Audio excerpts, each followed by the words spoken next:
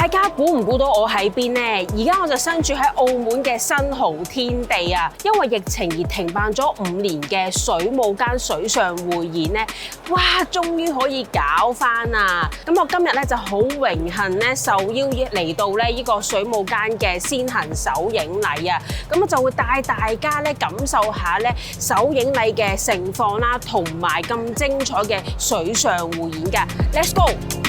未睇正式表演之前，帶大家直擊紅地氈實況啦！大會今次邀請咗唔少明星藝人、社會名流出席呢一個開幕典禮，有韓國男神 Rain、劉嘉玲、舒淇、陳慧琳、魏晨曦等等。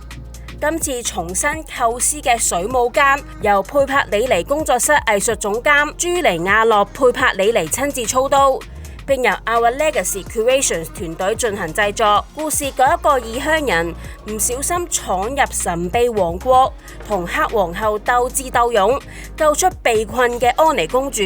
水係佢哋嘅聯繫，觀眾會喺呢一場表演見證到佢哋兩人愛同勇氣爆發嘅奇蹟啊！今次有超過30個國家，近300位表演者同埋幕後大神一齊設計呢一個表演。表演將會融合高空雜技、超誇張嘅水效科技同埋戲劇故事，呈現喺一個270度嘅舞台，俾大家一個勁爆視覺同埋感官嘅體驗啊！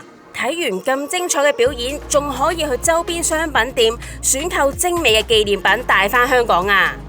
睇完頭先嘅介紹，有冇好想即刻快啲過嚟澳門新濠天地欣賞呢場咁精彩嘅水上匯演呢？水舞間嘅門票咧已經喺各大嘅購票平台有售啦，快啲約埋親朋好友過嚟睇啦！